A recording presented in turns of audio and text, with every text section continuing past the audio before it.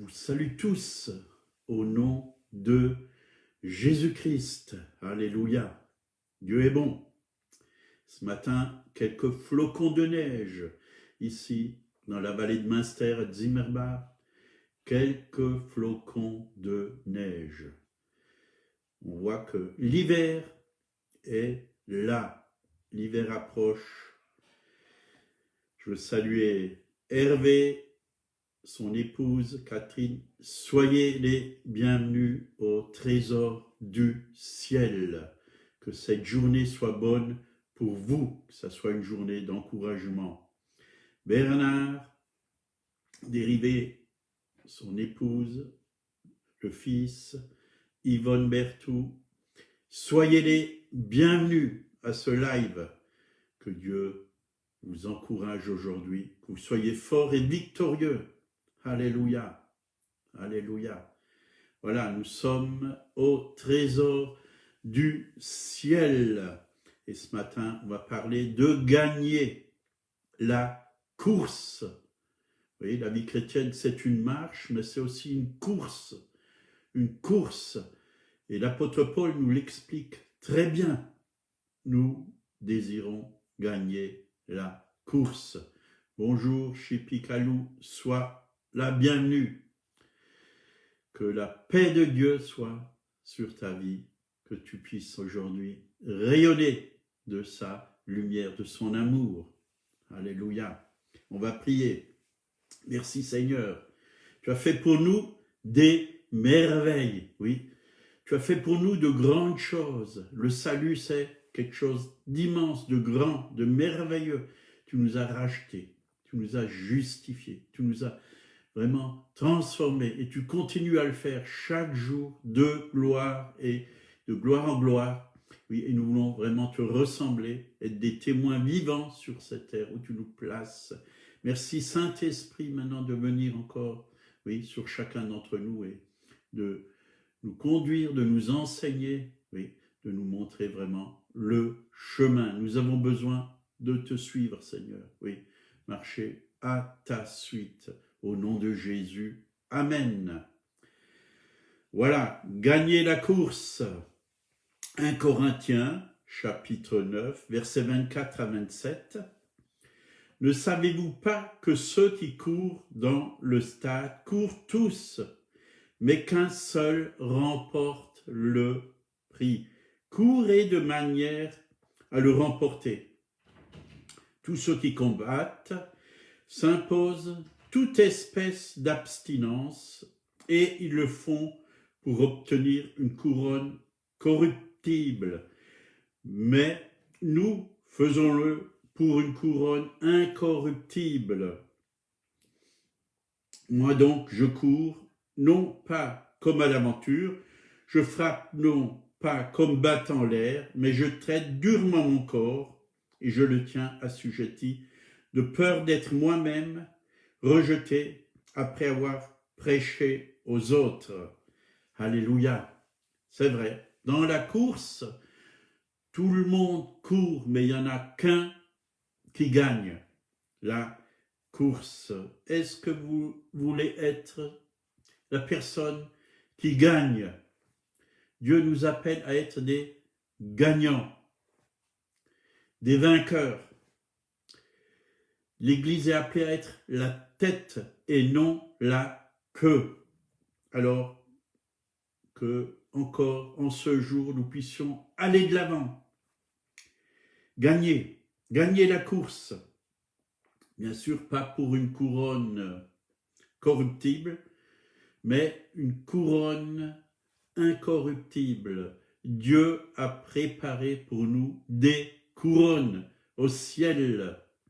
Et c'est lui qui va nous la donner, cette couronne. Et nous voulons vraiment gagner. Nous voulons remporter la course.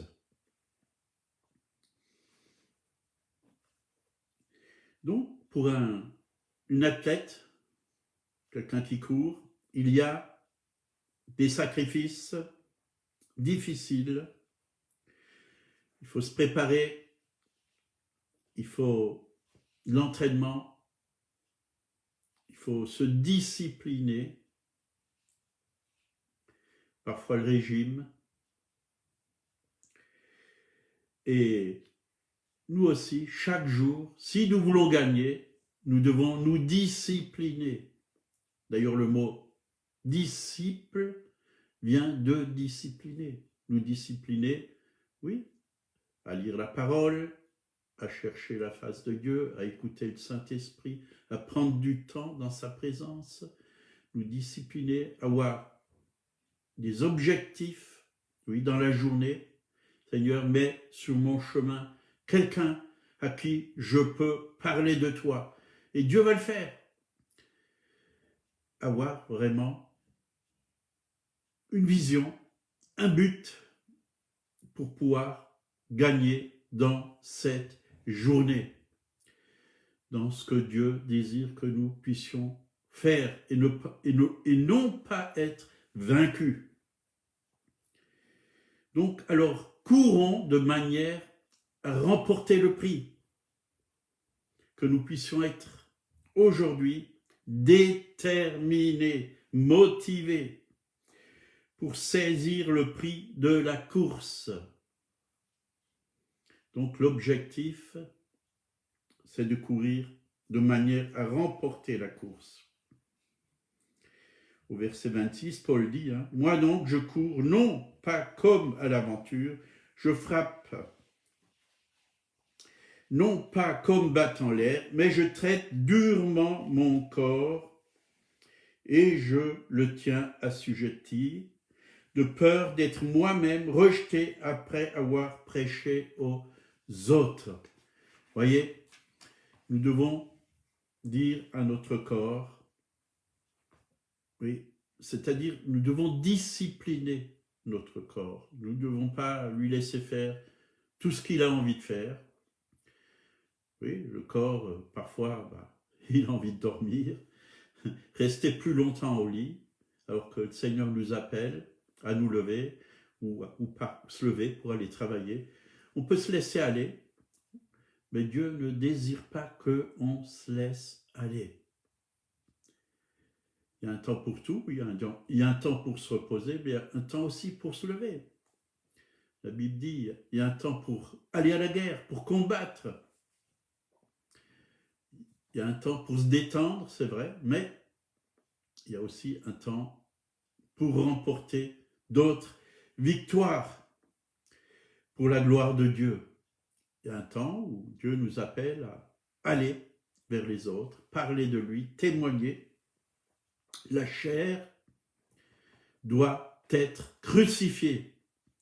Jésus, d'ailleurs, il l'a déjà pris sur lui à la croix de Golgotha. Il a pris vraiment notre chair.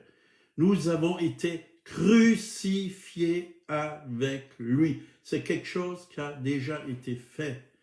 La chair a été crucifiée. Nous sommes morts, oui, au péché. Nous sommes morts, oui, à cette nature charnelle, mais elle est toujours là et elle cherche toujours à prendre le dessus. Nous devons la laisser sur la croix de Golgotha, dans la mort, parce que nous sommes morts avec Christ. La chair a été crucifiée. Nous avons besoin que ce soit l'Esprit, le Saint-Esprit qui prenne le dessus, que ce soit lui, oui, qui nous guide. Et quand l'Esprit prend le dessus, la chair ne peut absolument plus rien faire. Vous ne pouvez pas marcher selon la chair et en même temps selon l'Esprit. Soit c'est la chair qui a le dessus, soit c'est l'Esprit. Mais, gloire à Dieu, nous ne sommes pas orphelins. Dieu nous a envoyé le Saint-Esprit. Nous avons l'Esprit de Jésus-Christ. Et l'Esprit de Jésus-Christ est un esprit de victoire. Et nous voulons vivre dans sa victoire. Donc la vie de Paul, c'est-à-dire qu'il ne voulait pas donner, oui, pouvoir à la chair, au péché, mais sa vie, c'était Christ. Il a dit, Christ est ma vie. Est-ce que notre vie, c'est Christ? Il a aussi dit dans Galates 2, 20, j'ai été crucifié avec Christ. Si je vis, ce n'est plus moi qui vis, c'est Christ qui vit en moi. Si je vis maintenant dans ma chair, je vis dans la foi au Fils de Dieu, qui m'a aimé et qui s'est livré pour moi. Je vis dans la foi au Fils de Dieu, qui m'a aimé et qui s'est livré pour moi. Dieu s'est livré pour nous. Alors, abandonnons-nous à lui. C'est vrai, nous voulons tous gagner la course, mais il n'y en a qu'un qui gagne. Alors, je vous encourage à être de celui qui gagne ou de celle qui gagne. De vous abandonner totalement à lui. Il sait vous conduire parfaitement dans la victoire. Il sait vous faire gagner. Par nous-mêmes, on ne peut pas gagner la course. Par nos propres forces, on va vite être fatigué. 1 Corinthiens 9, verset 25. Et ils le font pour une couronne corruptible, mais nous faisons-le pour une couronne incorruptible, pour une récompense éternelle. 2 Timothée 4, versets 7 à 8, Paul a dit à Timothée, « J'ai combattu le bon combat, j'ai achevé la course, j'ai gardé la foi, désormais la couronne de justice m'est réservée. Le Seigneur le juste, juge, me la donnera dans ce jour-là, et non seulement à moi, mais encore à tous ceux qui auront aimé son avènement. » Alléluia. Dieu nous a réservé des couronnes. Gagnons. Courons. Allons de l'avant. Ne nous laissons pas vaincre par quoi que ce soit. Soyons des hommes, des femmes disciplinés. Ne campons pas, mais ne stationnons pas. Allez plus loin avec Jésus en cette journée. Nous pouvons le faire. On a beaucoup de temps, oui. Pour tout ce qu'on aime, on a toujours du temps. Mais si vous aimez Dieu, vous aurez du temps pour lui. Alors prenons le temps. N'ayons pas d'excuses en disant « je n'ai pas le temps ». J'ai déjà entendu des gens qui sont venus me dire, ils étaient même au chômage, « oh, mais moi, je n'ai pas le temps de prier, je n'ai pas le temps de lire la Bible, je n'ai pas le temps de ci, je n'ai pas le temps de ça. » Prenons le temps. Voilà. C'est ça. Être motivé. Quand on est motivé, on prend du temps pour chercher sa face. On prend du temps pour l'aimer. On prend du temps pour obéir, oui, et de marcher dans ses voies. Donc, l'apôtre Paul a dit « j'ai gardé la foi ». On peut avoir la foi. J'ai vu des gens avoir la foi pour un temps. Je parle de la foi en Jésus-Christ parce qu'on a tous la foi, mais on la place dans toutes sortes de choses. Mais là, je parle de la foi en Jésus-Christ. Et Luc 18, verset 8 nous dit « Mais quand le Fils de l'homme viendra, trouvera-t-il la foi sur la terre ?» C'est une question. Est-ce qu'on s'appuie sur Dieu? Est-ce qu'on lui fait totalement confiance? Est-ce qu'on a la vraie foi? Trouvera-t-il la foi sur la terre? Dieu vous parle à chacun d'entre vous. Est-ce que votre cœur est rempli de foi, où il y a du doute en vous, il y a de l'incrédulité en vous? La foi, c'est tout simple, elle vient de ce qu'on entend. Et chaque jour, nous devons écouter la parole de Dieu avec un cœur ouvert. Écouter le Saint-Esprit qui nous communique la foi au travers de la parole de Dieu. La foi vient de ce qu'on entend, mais aussi l'incrédulité vient de ce qu'on entend. Si la foi vient de ce qu'on entend, l'incrédulité et le doute aussi. Alors, écoutons Dieu et n'écoutons pas les incrédules, N'écoutons pas les gens de ce monde qui vont nous faire croire, qui veulent essayer de nous faire croire toutes sortes de choses qui ne sont pas de Dieu. Ayons cette foi. Philippiens 3, versets 12 à 16. Là, l'apôtre Paul dit « Ce n'est pas que j'ai déjà remporté le prix ou que j'ai déjà atteint la perfection, mais je cours pour tâcher de la saisir. Puisque moi aussi, j'ai été saisi par Jésus-Christ. Frère, je ne pense pas l'avoir saisi, mais je fais une chose, oubliant ce qui est en arrière et me portant vers ce qui est en avant. Je cours vers le but pour remporter le prix de la vocation céleste de Dieu en Jésus-Christ. Nous tous donc, qui sommes parfaits, ayons cette même pensée, et si vous êtes en quelque point d'un autre avis, Dieu vous éclairera aussi là-dessus, seulement au point où nous en sommes parvenus, marchons d'un même pas. Voyez, là il y a beaucoup de choses à développer, on ne pourra peut-être pas tout développer. Déjà, l'apôtre Paul, il a dit qu'il n'est pas arrivé à la perfection. Oui, selon la Bible, en Christ, nous sommes tous parfaits. Dieu nous voit au travers du sacrifice de Jésus. Il nous voit au travers du tout accompli. Notre salut est parfait si nous avons accepté Jésus dans notre vie. Il n'y a plus rien à ajouter à notre salut. Le Seigneur a déjà tout pris à la croix de Golgotha. Nos péchés, nos maladies, dans ces meurtrissures, nous avons été guéris. Oui, Christ nous voit au travers de son Fils parce que le sang de Jésus a coulé. Il nous voit au travers du sang de Jésus, purifié, lavé. Mais il y a encore toute une œuvre à l'intérieur de nous à faire. Dieu veut nous emmener à la stature parfaite de Christ. Et ça dure toute une vie. Toute une vie.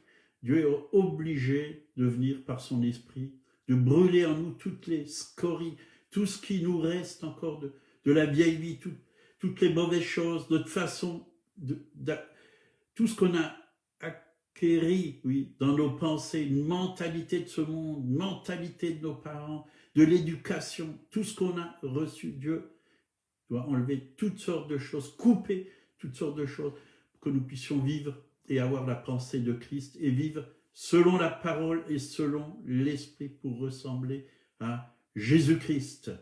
Et ça, c'est un travail de sanctification. Sans la sanctification, personne ne verra le Seigneur. Et on a besoin de laisser le Saint-Esprit nous sanctifier, nous purifier.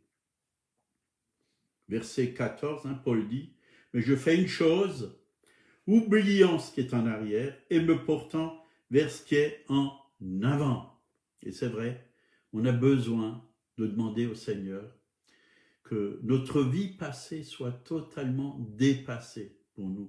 Que ce soit vraiment la croix. C'est-à-dire qu'il faut mettre une croix sur notre vie passée. On est mort à notre vie passée. On a une vie nouvelle, une vie de résurrection, parce que nous sommes ressuscités avec Christ. Et la Bible dit dans 2 Corinthiens 5, verset 17, « Si quelqu'un est en Christ, il est une nouvelle créature ou création, selon certaines versions. Les choses anciennes sont passées, voici toutes choses sont devenues nouvelles. » Et les choses anciennes sont passées. Est-ce qu'elles sont vraiment passées? C'est ça. Est-ce qu'il y a encore des choses, oui, de notre vieille vie qui nous reviennent et qui nous font mal quand on y pense? Des paroles qu'on a reçues, oui, qui nous ont blessés. Oui, des souffrances, des choses qu'on a vécues qui ont été dures, qui nous ont fait beaucoup de mal. Est-ce qu'il y a encore ces choses? Sachez que Jésus, il a payé à la croix de Golgotha. Oui, pour cela. Et c'est très important que nous puissions remettre tout notre passé à la lumière de Jésus-Christ. Moi-même, j'ai dû remettre tout mon passé à la lumière de Jésus-Christ. Bien souvent, je me disais, oui, je ne suis pas comme les autres. Oui, je suis orphelin, j'ai perdu ma mère, j'ai perdu mon père, il y avait un grand vide, j'avais, oui, toutes sortes de questions, je ne savais pas à qui me confier, vers qui aller, et je me sentais très seul, oui, solitaire, mais gloire à Dieu, le jour où j'ai tout remis au Seigneur et que j'ai réalisé que Dieu était mon Père, oui, toutes ces souffrances qu'il y avait en moi, cette injustice, je me suis dit, c'est injuste. Le Saint-Esprit est venu me visiter et il a guéri. Il m'a comblé de son amour. Il a pansé mes blessures. Et maintenant, je peux en parler. Je ne souffre plus. Tous les mots, toutes les paroles qui ont été dites contre moi. Oui, tu es un vaurien, tu es un étranger. J'en ai entendu et entendu. Tout ça, ça ne me fait plus rien. Je suis totalement libéré. Je peux parler de mon passé pour témoigner maintenant de ce que Jésus a fait dans ma vie. Les choses anciennes sont passées. Important de régler notre passé si on veut aller de l'avant. Beaucoup sont bloqués, ne peuvent pas aller plus loin parce que le passé les bloque, les souffrances les bloquent. Dieu veut vous débloquer. Remettez tout ça au Seigneur.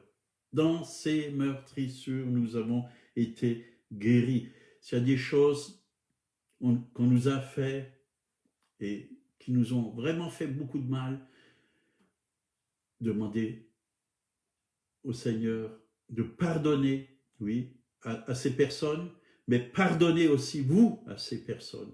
Parce que le pardon, c'est une puissance qui libère. Ça va les libérer eux, mais ça va aussi vous libérer vous. Et la guérison va venir. Vous ne serez plus la même personne. Il y aura plus de place dans votre cœur pour le Seigneur. Tout ce mal va disparaître. Vous allez être beaucoup plus léger pour courir. Quand on est léger, on court beaucoup mieux. Quand on vient avec des poids, des sacs à dos pleins, il y a plein de choses. Parfois, il faut savoir déposer tout ça et être léger, oui, pour pouvoir avancer, pour pouvoir vivre la vie nouvelle que nous avons en Jésus-Christ. Donc, notre passé, il doit être réglé si nous voulons courir.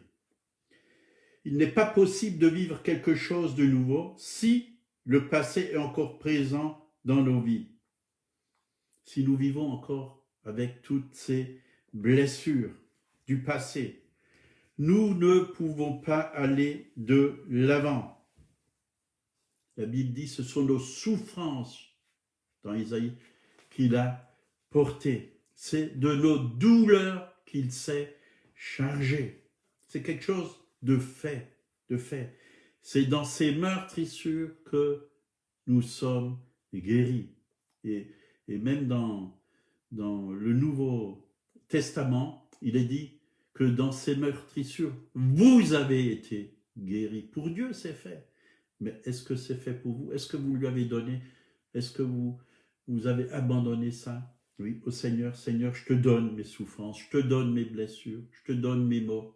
Donnez-lui tout, abandonnez-vous à lui. Il est tout puissant pour nous guérir. Il est tout puissant pour nous libérer. Tout ce qui bloque, Dieu veut le débloquer. Tout ce qui coince, Dieu veut le décoincer. Alléluia. Donc, oubliez le passé.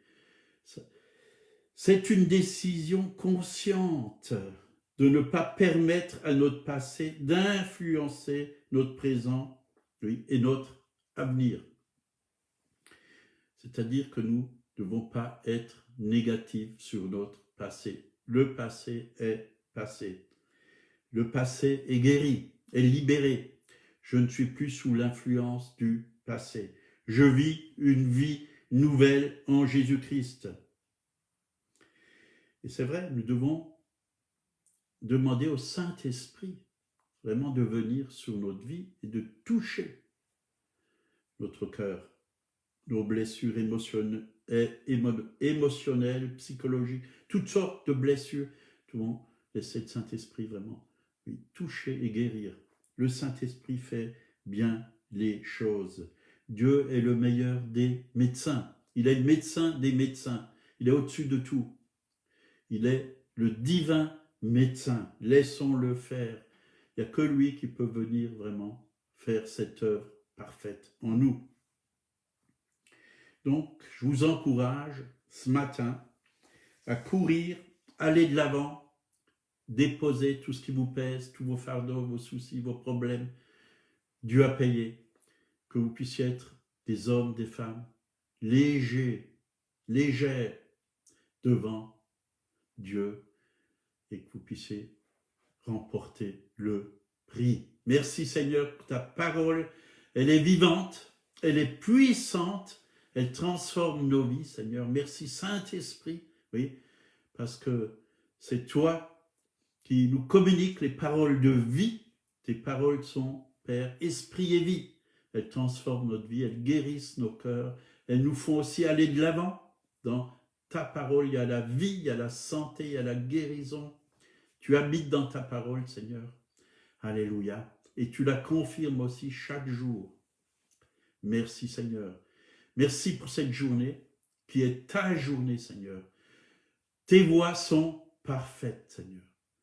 Cette journée est déjà, oui, inscrite dans le ciel, dans le livre de vie.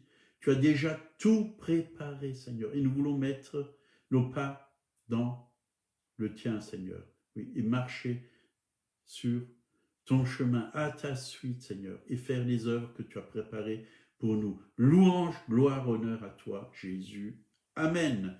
Soyez bénis, passez une bonne journée. Et si quelqu'un d'entre vous ne connaît pas Jésus-Christ, le roi des rois, le Seigneur des seigneurs, le créateur du ciel et de la terre, vous pouvez le recevoir dans votre cœur comme votre sauveur personnel. La Bible dit, crois au Seigneur Jésus et tu seras sauvé, toi et ta famille. Crois au Seigneur Jésus. Simplement dire, Seigneur, oui, je crois, oui, que tu es mort pour moi, que tu me laves par ton sang, tu es mort pour moi, il y a 2000 ans sur la croix, tu me purifies de tout péché, oui, donne-moi un cœur nouveau, une vie nouvelle, transforme ma vie. Et il va le faire pour vous. Soyez bénis, passez une bonne journée. Je vous encourage à lire les évangiles, les actes des apôtres, les épîtres de Paul, si vous venez de faire cette expérience et de vivre vraiment une vie nouvelle. Vous allez découvrir le Sauveur, le Seigneur, le Roi des rois. Soyez bénis, passez une très bonne journée. À demain à 8h.